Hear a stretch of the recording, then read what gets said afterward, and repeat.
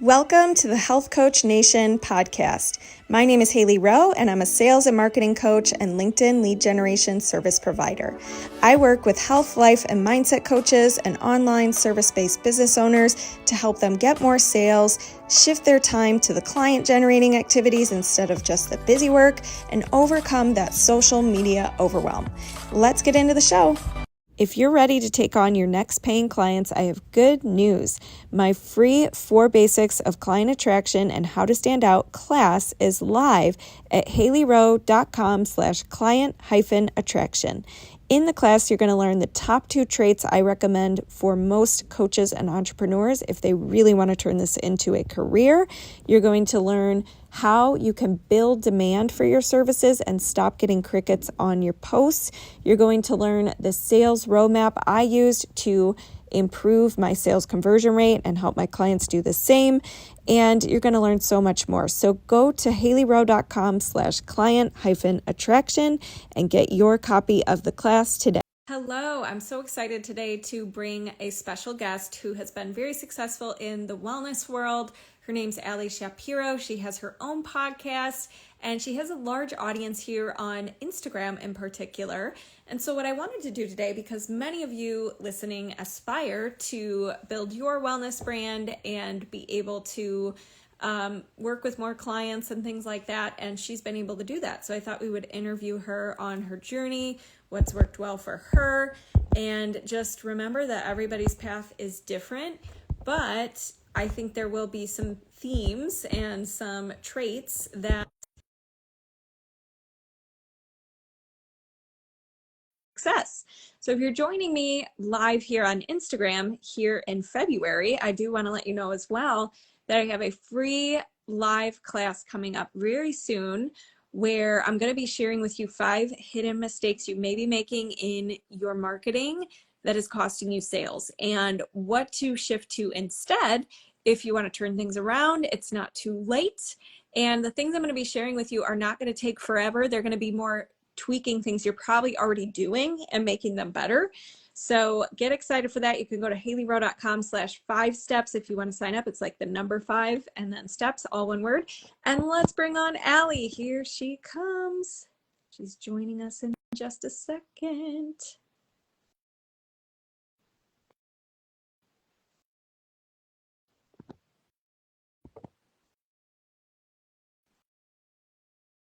Oh, it says, there we go. She's going to try again, y'all. Get ready.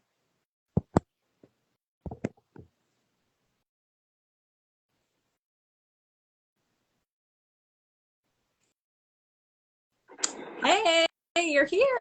I am. Great to see you. You too. And I really want to follow you on Instagram, but for some reason, Instagram is mad at me because I unfollowed a lot of people I don't want to follow anymore. By hand. It was me. I just was like, no. So I'm sorry about that. But anyway, welcome. I'm so excited to be here. And I was just giving you a little intro that you've built a very impressive brand and podcast. People listening to this want to do the same. So I'd love to just hear from you how you got into what you do, and we'll go from there. Yeah, well, I started health coaching back in 2006. We were called health counselors. So kind of one of the original, I guess, health coaches. And I got into it because I had my own eating struggles, my own health struggles. I had diagnoses of irritable bowel syndrome, depression, acne. I was also a very emotional eater, binge eater. And I went to the Institute for Integrated Nutrition and discovered functional medicine and was really able to reverse all of those diagnoses. And it was a miracle to me. So I started seeing clients on the side, and I could have really used you back then, Hailey, because I quit my corporate job after having, success doing grocery store tours and all this kind of stuff. And realizing I could help people more than just myself, because I was like, maybe this, this only works with me, but it didn't. And my business plan was to help people, which was not very well thought out, right, at all. But, and coaching was very different back then. You had to explain what it was. You had to tell people that food could influence their health. It's very different, a different era than today. Um, and what I found though is after about the fourth session, clients, we stopped talking about food. And I really wanted to be able to help my clients in this way that they needed that went beyond health education, nutrition education. And I discovered a lot of them had like crazy food habits like I did. I thought it was just me. This was, again, no social media. A lot of newspapers didn't even have a health section. So you were very much, you thought it was just you if you struggled with food. And so in 2009, I decided to go back to grad school at the University of Pennsylvania. And I really wanted to get good at deeper coaching than just the health education aspect of it. And I developed my Truce with Food model there. And it was really, really helpful. And then I was pretty much overloaded with clients, seeing clients one-on-one. And so I decided in 2010, I started my first group program as an attempt to be able to serve more people, not trade hours for dollars, all of this stuff that we can get into ruts as coaches. And over the course of 8 or 9 years, I really got great at coaching. I refined the model to work with real people because in grad school, I learned all the different coaching theories. I learned all of that stuff. But then when you're working with real people, it doesn't map perfectly. And so that has really enabled me to, scale, as they say in health coaching or in the coaching business, and offer really deep transformation and learn along the way that you need what you do with sales and marketing for sure. And then you also need a really, really great product so that once you're visible and all that stuff, you can get word of mouth referrals and that kind of stuff. So, and yeah, then I launched the podcast in 2016. I was living in Philadelphia, had moved to New York, and we wanted to move back to where I'm from, which is Pittsburgh. And I knew there was probably not a huge market for health coaching back here where I live now. So the podcast was really in a way to reach more people and go virtual with my health coaching practice. And that's what's enabled me to grow ever since. Amazing. Thank you so much for sharing that journey. And it's so weird. You're in Pennsylvania, right? Yeah, yeah. I have met so many health coaches. Like most of my a lot of my clients come from Pennsylvania, and No I way. don't understand why. So it's very funny, but I do want to bring it back. So you've kind of shared your whole journey, and you said 8 or 9 years, plus that you've been doing this. And I think a lot of people, get into this, and your plan, as you said, and I don't think it's actually a bad thing. Your business plan was, I want to help people. That was a big reason why you were doing this. And so I think that's also why you have stuck around for 8 or 9 years to do what it takes to succeed. So for somebody who's kind of in the beginning stages and they're like, okay, Allie, that sounds cool, but like I have a job and I have other things going on and I need things to be moving along and I want to transition. What would you have told somebody who, was an IIN graduate and is in that beginning stage where they're like, yeah, this isn't working yet? What would you tell them that they should start with, or maybe even share how you got your first client?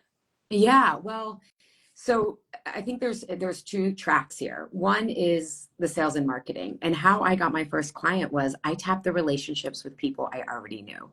I know in this age of social media and oh my God, you think you have to have this huge following, but coaching is a business of relationships. And so I remember I was working in the corporate world. I was seeing clients in the morning and then evening, and I was working in commercial real estate.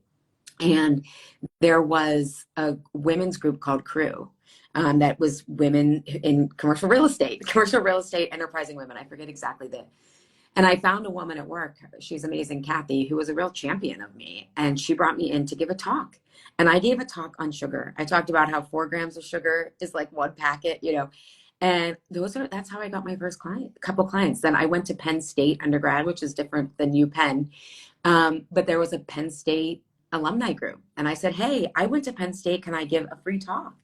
And that's really how I got my first couple of clients. It was relationships I already had, asked them if I could, give a free talk to offer some value. And that's how it really started. What accelerated was I had rented space in a wellness center. So there were people, and this was I've actually been doing this for 16 years. It took me about 8 years to, 8 to 10 years to achieve mastery in coaching. But being in that wellness space where people were getting acupuncture, chiropractor, massage, these were people who already valued their health and were willing to pay out of pocket for it. And again, completely different era than it is now. But being in there exposed me to people who would be open to investing in nutrition counseling, right? So that's the business and marketing thing. But the other track I want to say, and I think this is what people might not want to hear, is, back when I loved Diane, it was amazing, it changed my life. But there's a lot of shiny objects out there, right? Of like this tool, and we hear we want to get to 6 figures overnight and all this stuff. And it was a really hard decision to invest in grad school because it was the longer term. And not everyone needs to invest in grad school. My Truth Coaching certification is like getting a master's in stubborn change. So the way that you save everyone time, with your FAST framework, the Truth Coaching certification saves you time towards the path of mastery with coaching. But you have to put in the time because the best marketing is satisfied customers. So you need what you're offering, and then you need, in my opinion, to be good at what you do. And that just takes time. If you're a therapist or you're a doctor or you're a nurse, you go through years of training, right? And then for some reason we think in coaching, we shouldn't have to put that time in. But I'm a firm believer that it pays off and you get better as you go. And if you work on yourself so you don't get entangled in your clients, your self-doubt doesn't take over. So even though you may need to bring in some money and you want to know that it's working, there's also, you have to be patient, I think, at the same time to get good at what you're doing. 100%. You don't get to skip steps. Everybody starts inexperienced and you have to gain the experience. And I totally agree with you that just being really good at what you do is so powerful for word of mouth and referrals, because once you get one client, then it becomes a lot easier. And I think the other thing that you highlighted is you started with what you had in front of you, what was available to you. I have a get clients checklist in my program, and it's all about like the lowest hanging fruit. And I love one that. that you mentioned is you started with, I went to the school, I had a commonality with this school. I said, can I speak? And or there was local places where people are already invested in wellness. And that's another thing I talk about. It's like, rather than you, Allie, going to McDonald's and trying to do a talk about health, nobody wants to hear you talk about health there. You went to places where people already get it. They already understand.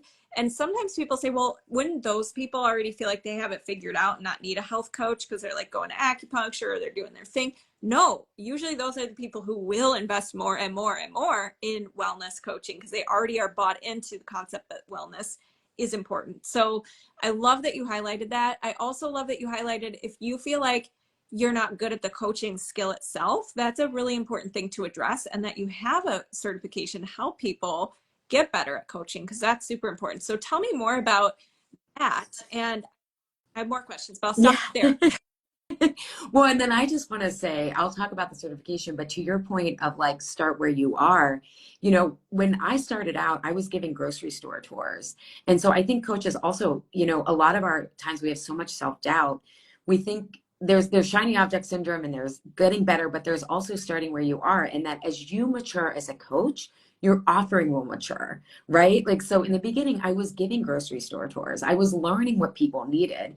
And so I also don't want to discourage people to think like, well, I can't get started if I don't have this mastery. No, start where you are.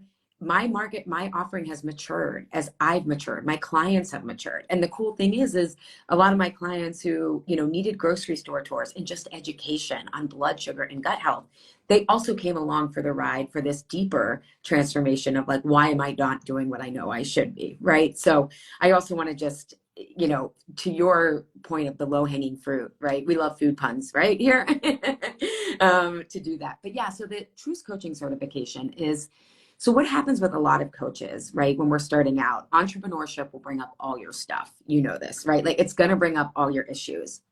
Business, it's going to bring out visibility, fears, failures, like all that kind of stuff.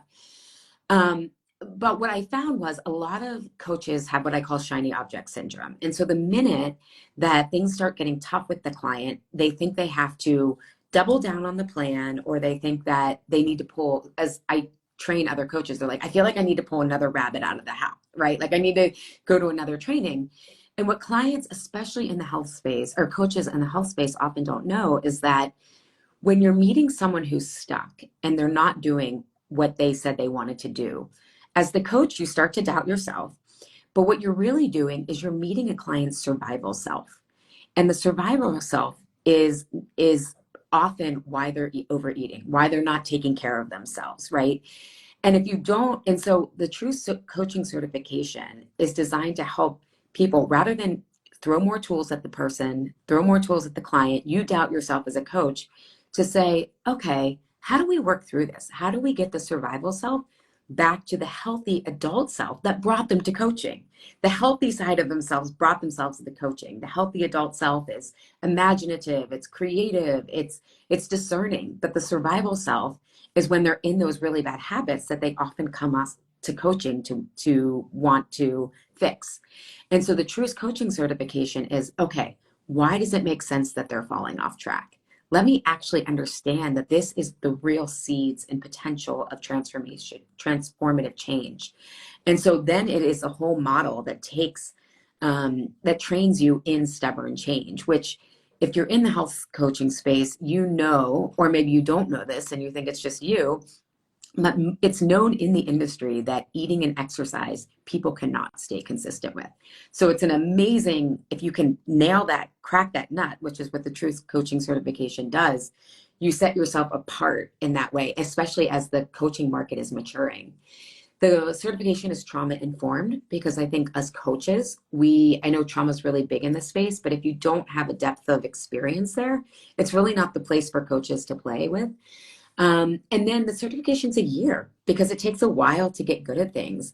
And you also go through the process yourself as a coach, because when I talked about that survival self that you're going to meet that side of your client, if you aren't aware of that, what's going on, your survival self is going to come out.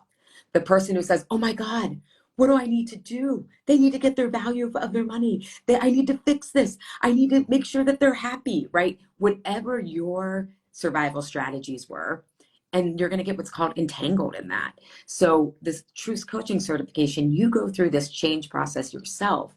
And the goal that many of my clients bring is a business goal that they feel stuck with. That's more process oriented, right? And in your FAST framework, you talk about thoughts and beliefs, right? The T.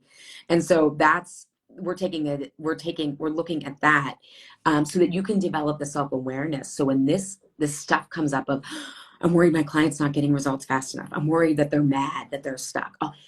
Rather than you and the client getting entangled in your survival cells, you can actually relax and bring them out of that and get them into the thing that stubborn habits that they have, you can help them resolve. And that's what the certification is about. It's super comprehensive. Yes, yes. And I did a life coaching certification last year because even I, still doing this for many years, there's still things I want to learn, and there's so much to improve always. And what I call what you said about there's the I forgot what you referred to it as, but I call it the toddler brain and like the adult brain. The toddler brain's going to tap in and be like, no, this is too hard, and kicking and screaming and giving all of your common default, excuses and whatnot, or things that feel very real to you about why you can't advance and stick with things. But as you said, if you can hold the space for your clients in the mature brain and come at it from that calm perspective, it is a really good example to set. And it is very easy. I will say this as somebody who's been coaching for a long time, it's very easy to get sucked into, I want to do everything I can to control this and make this the best thing ever and be the best and help them. And you want to almost like take as much responsibility as you can, which I don't think is a bad thing, Right. but from a mature level and not like to prove myself and I need them to like me and I need so how do you manage that, or any tips for coaches who do feel like they're getting stuck in that? Yeah. Well, and I just want to say the one thing, and it may just be a matter of semantics, but I know when it comes to especially eating, is that I think it's really important to understand that the survival self is doing the best it can to self-preserve, right? So I just want to like, I know that's, I know in some life coaching, it's like, oh my God, that we're being stubborn or whatever, but in the model that I use, it's like, all of this makes sense, right? All of this makes sense. So I just wanted to put that there. But I think the first thing is just recognizing what's happening, right? Recognizing, okay, the client is in their survival self, they're in their tantrum self, whatever you want to call it. And so rather than me trying to fix this, right? Because what happens on a like implicit level is that when we try to, if a client is struggling, right? A client comes into me and they say, I've fallen off track. And if I say, all right, well, let's double down on our plan. Let's try harder. We're telling them they're wrong, which is communicating that, which to them is going to feel like shame, right? Especially around food. There's so much shame and guilt around food. And that is going to push them further into their survival self and try to protect themselves. So I think it's first recognizing that when your client has fallen off track, when they aren't doing the follow through, the first is to recognize that their survival self is activated. So I think that's the first thing. The second thing is recognizing in yourself, what do you want to do? I always want, when I first started off in coaching, I wanted everyone to like me, right? And it's like, is that really my goal though? Is it for them to like me, or is it for them to get the value and the results that they want? And it is hard in the beginning. That's why I think being in a program like, you know, with you or well, with me in this case of like really honing on your coaching skills, to have someone there that you can bring this to when you're first starting out is so important. But to recognize, oh, I'm trying to give them more tools, but is more going to really fix them, or is it going to overwhelm them? I'm trying my own survival strategies when my goal is really to offer value. And how can I offer value here? So recognizing the survival self, recognizing it in yourself. Okay, the goal is not to be liked. The goal is not to be perfect, you know. And so then the third thing is, I think we always want to ask, why does this make sense? Why did this person fall off track? So if a client comes into me and they say, you know, I felt like I was making all this progress, and then I was at this event and I had, my social anxiety was sky high, and I ate at the event and then I came home and ate privately. And rather than me being like, oh, you didn't stick to the breathing that we talked about, you didn't tap like we talked about. And again, all those tools have a place. Like all of my clients who come to the Truce Coaching Certification, they have tools, existing tools, but they don't understand where they sit in a bigger change process. And so I always say, why does that make sense? Right? Like, and that immediately tells the client that they're safe with you because they're judging themselves. You don't need to judge them anymore. They're already doing it. And our job then is, I think, to help them start to get, oh, if we can repair that trust in our relationship as coaches, like we're telling them this makes sense and we're not going to judge them, that creates the space for them to actually get curious rather than to go into further shame. And so I think those are the three starting steps. Recognize the client's survival self, recognize your survival self and your coping strategies for how you want to get out of your own discomfort that the client's experiencing. And then lastly, why does it make sense? Can really help the client move so much more forward than another tool to try to fix the very frustration that if you can fix that, I mean, if you can help them work through that, is going to change everything. Yes.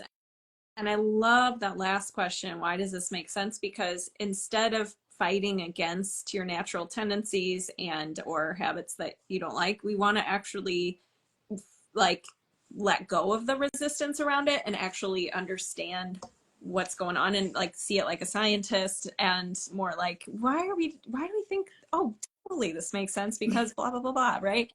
You be it and you're actually able to work with it instead of being like, as you said, you did this earlier in the in today. Yeah.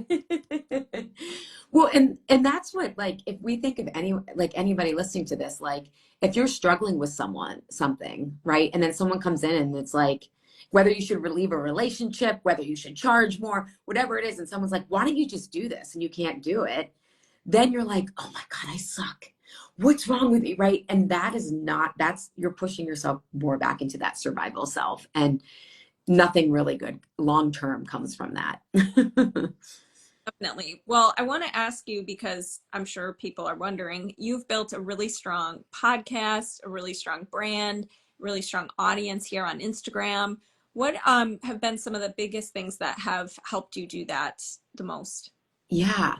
Well, I think the first thing is that the way that I like to market is through education. And so I really just try to teach and offer people my perspective on things. And because again, I have this very different perspective in the market around emotional eating, that comes across, right? And so that's really what I've just focused on is like relationship building, right? Of like with the people who listen to the podcast, um, also inviting people on the podcast, right? So you can develop relationships with them. But I just think it's always offering people, and I love education myself. My parents were both teachers, and I think I'm really an educator at heart. But just offering people value, right? And then the other thing is I've learned how to position. So my clients are, I position, they're like the sage rebels, right? Archetypally. And so those type of people, and I'm one of those as well, they don't like to be pressured in sales, right? It's like, here's all the information. They like to research a lot. That's what I like to do. So I give them the information and then I trust that if they know, I don't have to use, I don't like using fear-based scarcity tactics, what a lot of those tactics are. And I think that's the slow and steady way to cultivate and nurture relationships. And that's really, I think, the most simple thing and the mastery. I do want to like, again, the better we get at coaching, the more clear our communication, the more we can actually stick out from the crowd when we understand what's happening. And so I think that's what I've done well. There's a lot of things that I can improve upon as well. So there's I could talk about what I need to do better if that, if that we want to go there, but Yeah, share one or two things that you want to get better at because I think it's important for people to see you never just arrive and it's done. There's always new ceilings to break and things you're working on. So I'd love to know what, you as an established business owner now are dealing with and some of the things you're working on. yeah. So what I'm really working on is what I guess what they say top of the funnel stuff is awareness. So once people find me, the podcast that I have is really great for engagement. And like I said, then the sales piece for me is just more like, does this line up for people at the right time? Is it the right, can they afford it, at this time, all that kind of stuff. But the awareness piece, which is, I'm sure you teach this, like the top of the funnel, it's the higher level stuff. And it's more emotionally driven. And even though I'm a really sensitive person and emotional, like in myself, the way I learn is very intellectual. At the top of the funnel stuff sometimes is stuff I already know. So it's not as interesting to me. So I tell myself, hasn't everyone already heard this already? Right. And so that's what I'm working on. And food is so emotional. So it's a huge miss not to bring that in. And this past year, I hired someone, to pitch me to podcast, which is actually how we've connected. And I really, after just doing so many interviews, really figured out, oh, this is how I can make this, communicate this, right? Show, not tell. Even though I've been doing this for so many years, it's just not been the thing that I've necessarily focused on because I'm a 5 on the Enneagram. I love depth. I love nuance. I love to go deep, right? So it's like this stuff is not as interesting to me, but I had to reframe it as how can you learn this stuff as a business owner and reach, the goals that you have for yourself now because, I've reached all my goals that I originally set out for, but then you have new goals and life changes and I had a baby and, so it's getting to that next level requires that skill set. But yeah, I think you have to agree to two things if you're going to be in entrepreneurship. One, you're signing up for spiritual boot camp, whether you realized it or not, that's the question. And then you really have to be okay always being on a learning curve, in my opinion. Mm-hmm. Absolutely, totally agree. And you have to be okay with putting in things before you see direct outcomes, Yes. right? See, you have to start getting comfortable with. So great way to end it. Can you tell everybody how they can find you, connect with you, all Yeah. that good stuff? Yeah, so if you're watching this on Instagram, obviously on Instagram, but if you're a coach or change agent, healthcare practitioner, therapist, Every month I have a free call where you can bring your coaching questions. You can learn more about this stubborn change model. And it's really for rebel practitioners. So allyshapiro.com/disruptor. And we have those calls on the third Tuesday of every month. And if you can't make it live, you can sign up for the recording. But really, if you have any coaching challenges, you can bring them to me. Again, been doing this for 17 years. I think 16 full time, 17 years total, which is wild to me. And then the Insatiable podcast, or you can visit my website at allyshapiro.com. Amazing. Thank you so much for being here and dropping your wisdom, and I'll talk to you soon. Thank you so much, Hailey. Take care. Thanks so much for listening to this podcast, and if it's really helpful for you, I'd really appreciate if you share it and or leave a written podcast review. This tells the podcast sites that our show is useful, and it will be promoted to more people that way. Thanks again.